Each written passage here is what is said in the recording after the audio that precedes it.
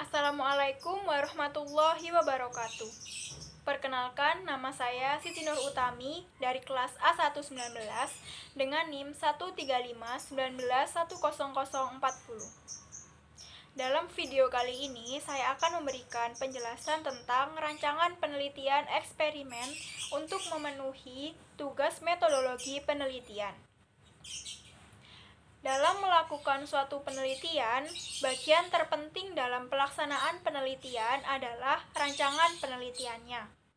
Rancangan penelitian yang tepat akan menentukan validitas internal maupun eksternal suatu penelitian.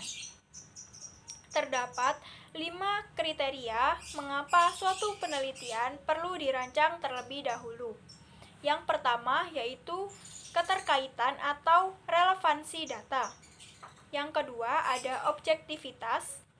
Yang ketiga ada validitas. Yang keempat reliabilitas. Dan yang kelima teknis pelaksanaan yang efektif dan efisien. Dalam penelitian ini saya memilih penelitian farmasi bahan alam, yang artinya jenis rancangan penelitian yang akan saya gunakan yaitu rancangan penelitian eksperimen. Sebelumnya, saya akan menjelaskan terlebih dahulu pengertian dari bahan alam. Bahan alam adalah semua bahan-bahan yang asalnya dari alam dan diambil secara alamiah, atau tanpa melalui proses sintesa.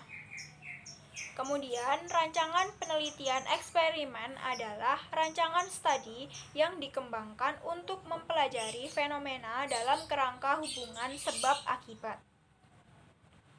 Korelasi sebab-akibat dapat diungkap melalui rancangan eksperimental adalah dengan adanya manipulasi atau perlakuan peneliti terhadap subjek penelitiannya. Kemudian, efek manipulasi tersebut diamati. Secara klasik, rancangan penelitian eksperimental diwujudkan dalam bentuk penelitian yang membagi subjek menjadi 2 kelompok. Kelompok pertama akan dibuat dalam kondisi yang sama persis, sedangkan pada kelompok lain akan diberikan perlakuan yang berbeda atau sebagai kelompok kontrol. Terdapat 3 ciri esensial dalam rancangan penelitian eksperimental. Yang pertama yaitu manipulasi suatu variabel. Kemudian yang kedua, mengamati perubahan atau efek pada variabel lain. Yang ketiga, pengendalian pengaruh variabel lain yang tidak dikehendaki. Terdapat 3 jenis rancangan penelitian eksperimental. Yang pertama yaitu jenis pra-eksperimental, yang kedua jenis eksperimental, dan yang ketiga yaitu eksperimental semu. Saya akan menjelaskannya satu persatu. Yang pertama yaitu jenis rancangan pra-eksperimental. Terbagi menjadi 3 lagi, yaitu yang pertama one group design, penelitian yang dilakukan oleh satu kelompok saja. Kemudian yang kedua one group pre-test post-test design, yaitu suatu penelitian yang dilakukan dengan satu kelompok yang diberikan perlakuan tertentu, kemudian diobservasi sebelum dan sesudah perlakuannya. Yang ketiga yaitu the static group comparison atau randomized control group only design, yaitu suatu penelitian yang dilakukan oleh 2 kelompok di mana satu kelompok diberi perlakuan dan yang lain digunakan sebagai kelompok kontrol, kemudian diobservasi akibatnya. Jenis rancangan yang kedua yaitu jenis rancangan eksperimen, terbagi menjadi 3. Yang pertama, randomized control group pre-test post-test design, yaitu suatu penelitian yang dilakukan oleh 2 kelompok di mana satu kelompok diberi perlakuan sedangkan kelompok lain sebagai kontrol, kemudian diobservasi sebelum dan sesudahnya.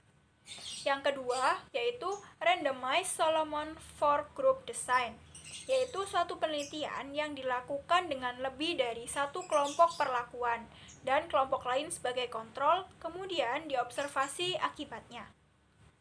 Yang ketiga yaitu factorial design, yaitu suatu penelitian yang dilakukan dengan banyak kelompok yang mendapat satu atau dua variasi perlakuan secara bersamaan, kemudian diobservasi akibatnya. Jenis rancangan eksperimental yang terakhir yaitu jenis rancangan eksperimen semu atau kuisi eksperimen.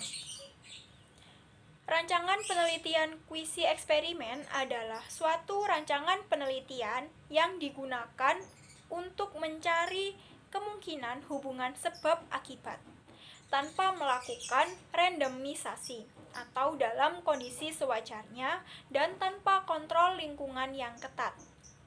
Terbagi menjadi dua, yaitu the time series experiment atau longitudinal time study, yaitu suatu penelitian yang dilakukan dengan satu kelompok yang diobservasi beberapa kali sebelum dan sesudah perlakuannya. Kemudian yang kedua yaitu non-randomized pre-test and post-test control group, yaitu suatu penelitian yang dilakukan dengan dua kelompok tanpa randomisasi. Satu kelompok diberi perlakuan, sedangkan kelompok lain diberikan sebagai kontrolnya. Kemudian diobservasi sebelum dan sesudahnya. Sekian yang bisa saya sampaikan, kurang lebihnya mohon maaf. Wassalamualaikum warahmatullahi wabarakatuh.